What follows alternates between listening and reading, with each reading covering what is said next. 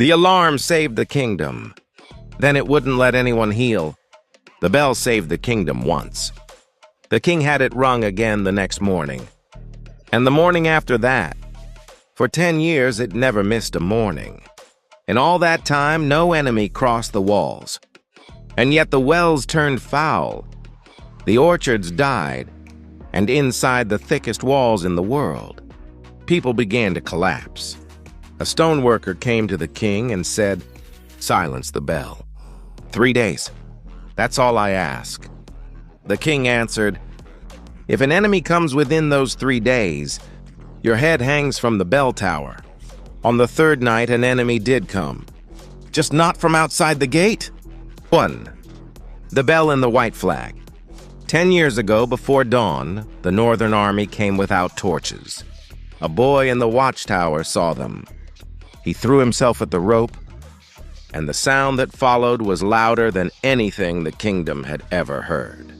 The gates closed in minutes. The Northern Army found shut doors, where open ones should have been, and turned back. Not a drop of blood was spilled. That day, the young king stood in the square and declared, "As long as that bell can ring, we will never be caught unguarded again." In the cheering crowd, Captain Valo knelt. The king granted him this from the moment the bell rang. Until the white flag of release rose over the tower, every craftsman, every cart of grain, every horse in the kingdom was his to command.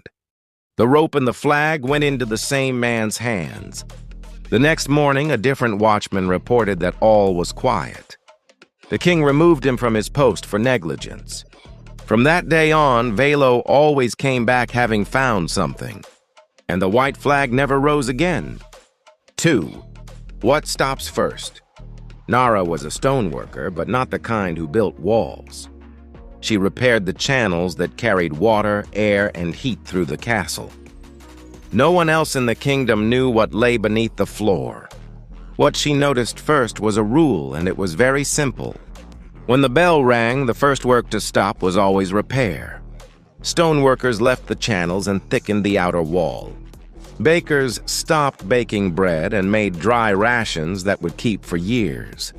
Physicians left the sick and stood beside soldiers who had not yet been wounded. The walls grew thicker every year. In the 10th winter, Nara's younger brother drank from the well and collapsed. She went for the physician. The physician did not move. "My orders are to keep my hands free for when the enemy comes."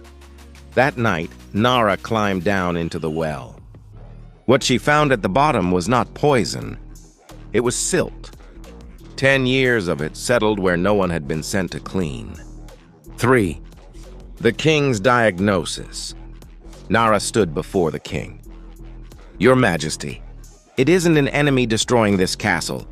It's that everyone who knows how to repair it is standing on the wall." Before the king could answer, Valo unrolled a drawing of the collapsed water channels. "The enemy is already inside. This is sabotage. On one point, the stoneworker is right. We are being broken from within." The king was silent for a long time. Then he believed the captain. From that day, the bell rang 3 times a day instead of once. 4. The same footprint. Nara left the castle before dawn. She crouched at the enemy tracks in the forest. And the first thing she noticed was the shape. It was always the same shape.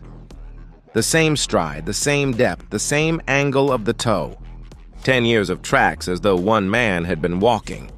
The same morning over and over. 3 lines were cut into the sole. Only the kingdom's own guards wore boots like these. She pulled the arrow from the wall and scraped the base of the fletching. Beneath it, faint but still. There was the royal seal someone had tried to shave away.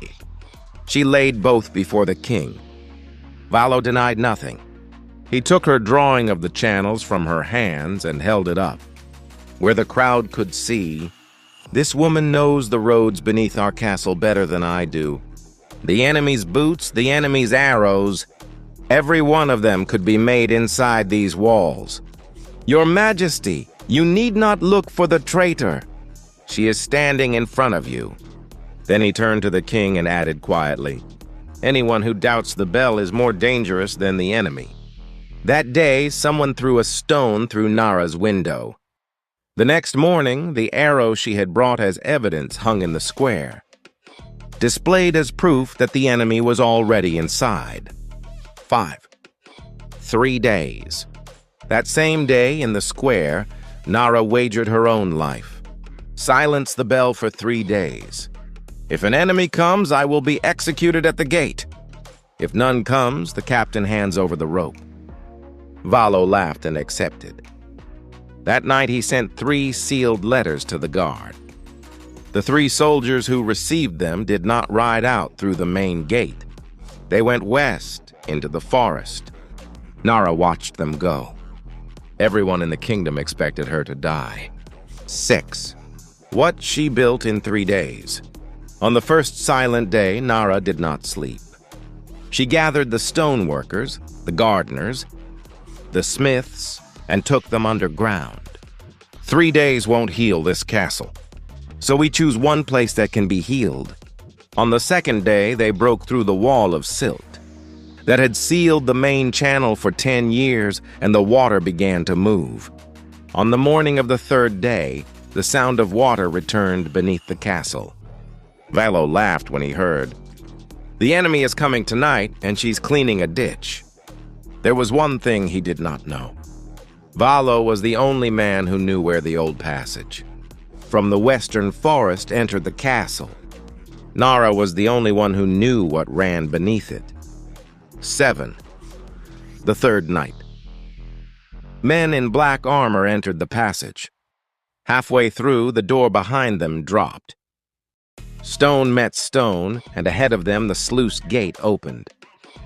The water came through all at once. The men were swept into the cistern below the castle. When Nara drained it, the bodies lying there did not belong to any foreign army. Every one of them was a soldier of the kingdom. Under the black armor, the king's crest was stitched into the cloth. Valo was taken at the gate. As they dragged him away, he shouted back at the king, "I only gave you the enemy you wanted." The king did not answer. 8. The small silver bell. The great bell was sealed and the rope was cut. The stoneworkers returned to the channels, the gardeners to the orchards, the physicians to the rooms of the sick. By spring, Nara's brother could walk into the garden on his own. The castle began to heal. Only the king did not. Late one night that winter, Nara heard a sound from the king's tower. A bell, very small and silver. She opened the door and found him alone, ringing a little bell he had kept under his bed. "The captain is gone. There is no enemy. Why are you ringing it?" The king did not look up from the bell. "When it stops, I can hear the things I broke." The next morning he stood in the square and told his people that a new enemy had been found in the south. A new rope was fitted to the great bell. "When the danger is gone, who keeps ringing the bell inside you?"